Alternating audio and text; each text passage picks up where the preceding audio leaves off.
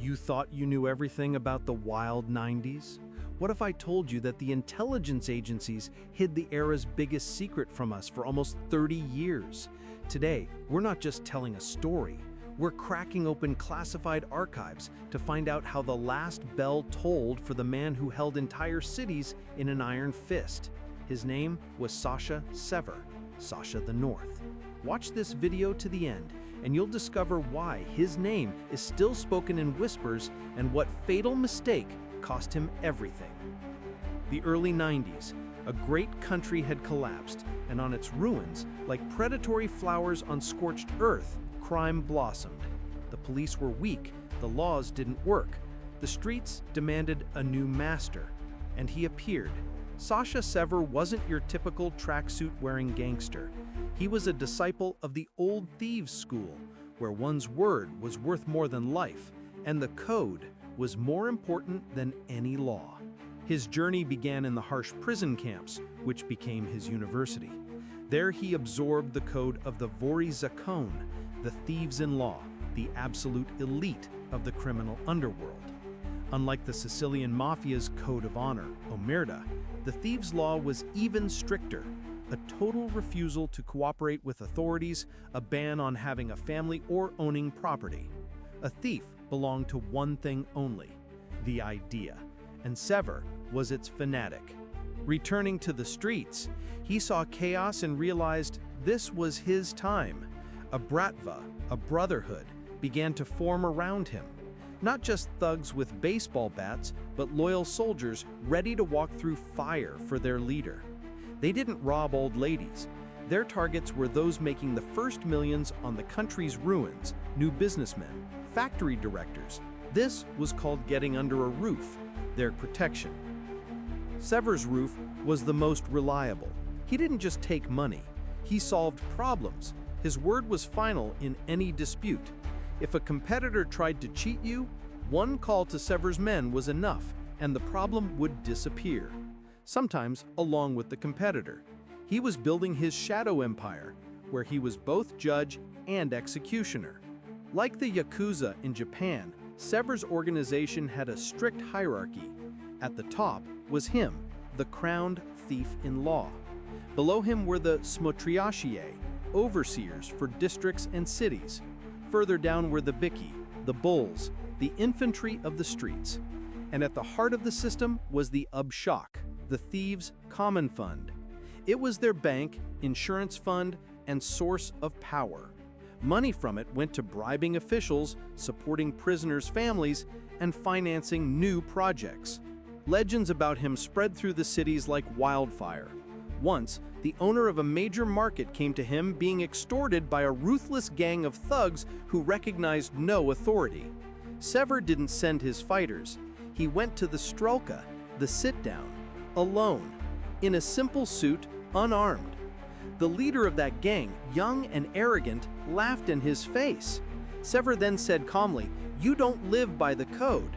You have 24 hours to return everything you took and get out of this city. Otherwise, the sun will not rise for you again." There was such icy confidence in his voice that the guy broke into a cold sweat. The next morning, his gang had vanished. This was his power, not brute force, but authority forged over years in prisons and on the streets. He was a psychologist. He knew which pressure points to hit to break a man without a single punch. His empire grew. He controlled flows of oil, metal, and timber. He became a shadow king, a figure even people in high offices had to reckon with. But the higher you climb, the harder you fall. The era was changing. The state, which had been knocked out, was getting back to its feet. New law enforcement agencies emerged, specifically designed to combat organized crime. For them, there was no code or authority. For them, Sever was simply target number one. The hunt began, but catching him was nearly impossible. He didn't use phones, constantly changed his safe houses, and was protected by his most loyal men. He was like a ghost. Then the special services realized to destroy a dragon, you need to find a traitor in its own lair, and they started looking for the weak link. Simultaneously, a Another war was raging, a war of clans. Other gangs, seeing the size of the pie Sever had claimed, wanted their share. The city streets turned into battlefields. Car bombs and daytime shootouts became commonplace. It was similar to the infamous Colombo Wars in New York, when the five families slaughtered each other for power. Sever held his ground. He was a brilliant strategist. He pitted enemies against each other, formed temporary alliances, and struck where they least expected. He survived, but his empire was bleeding. He realized that the old thieves' laws no longer worked in this new, even more brutal world. And that's when he made his biggest mistake. The Thieves' Code forbade any cooperation with the state, but Sever decided that to win the war, he needed his own people in power. He began investing money from the obshchak into politics, promoting his own deputies and buying judges. From a business perspective, it was a genius move. From the perspective of the Thieves' Code, it was betrayal.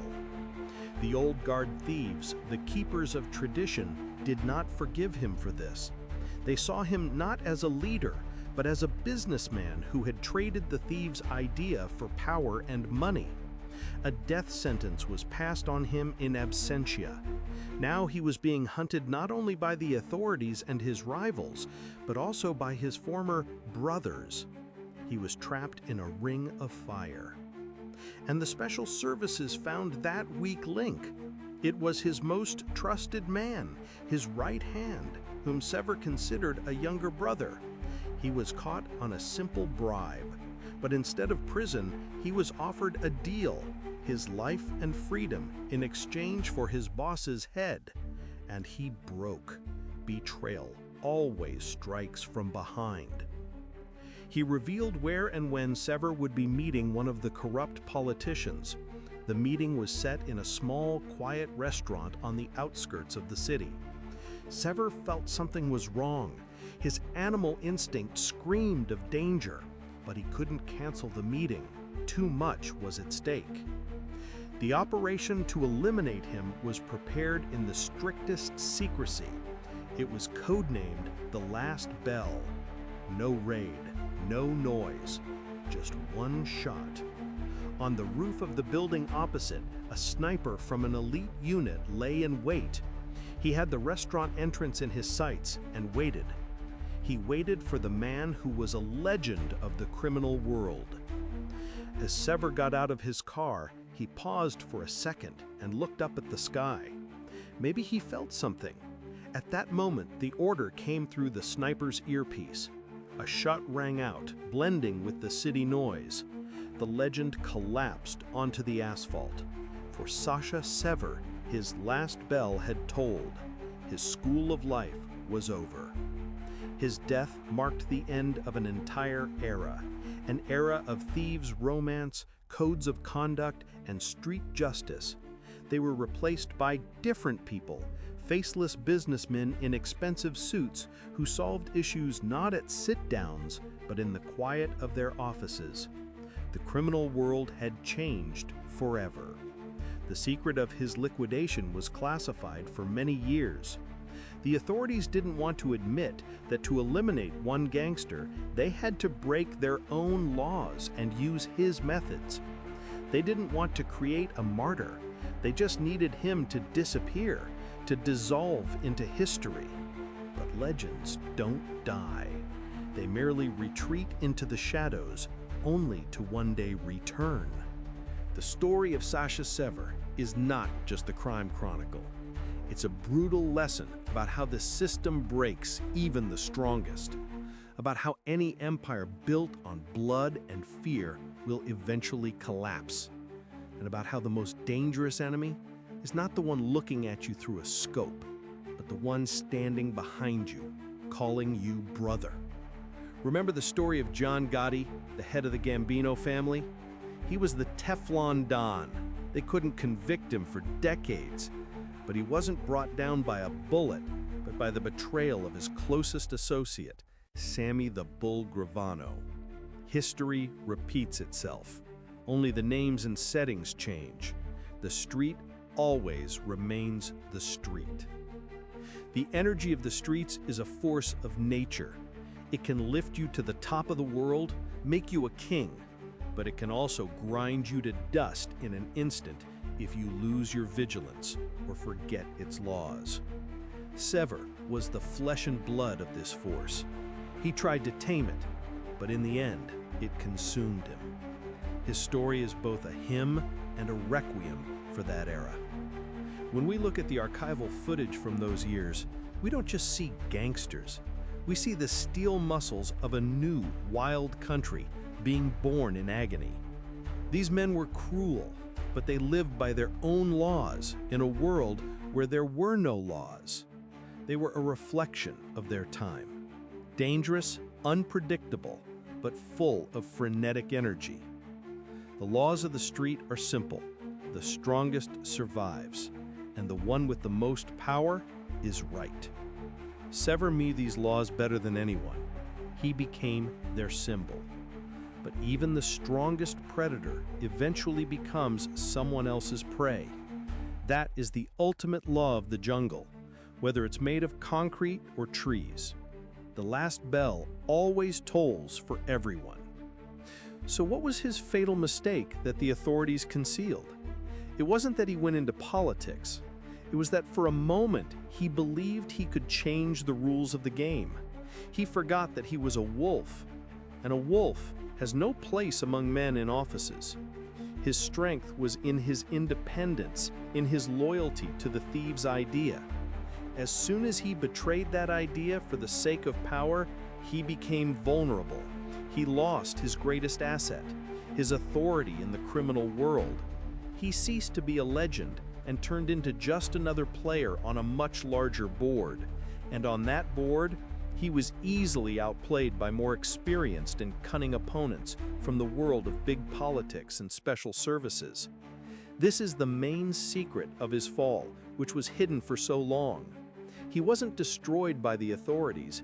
He destroyed himself the moment he decided he could become part of the system he had despised his entire life. The system chewed him up and spit him out. The last bell was the echo of his own betrayal. Many of his bratwa either ended up in graves from gang wars or received life sentences. Some managed to go legitimate, becoming respectable businessmen. But every one of them still remember Sasha Sever, the man who showed them how to rise from the very bottom and become king of the streets. They remember him as a symbol of the freedom and power that the street gave them. And they remember him as a warning that even the most powerful king has his price. And most often, that price is his life. His story is still told in prisons and camps, passed from one person to another. Unlike the Colombian drug cartels, like Pablo Escobar's, which waged open war against the state with terrorist attacks, Sever operated more subtly. He didn't try to break the system, but to grow into it, to become its shadow part, its cancerous tumor. And that's what made him so dangerous and elusive. He wasn't just a gangster. He was a social phenomenon, a product of a fractured era. He gave people what the state could not: protection and justice.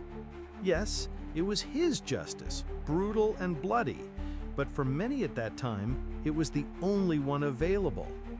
And that is his phenomenon. So why does his story still captivate us so much? Because this isn't a story about a criminal. It's a story about a strong individual who challenged the entire world. A story about power that corrupts. About friendship that can be stronger than steel, and betrayal that cuts deeper than any knife. It is a timeless story.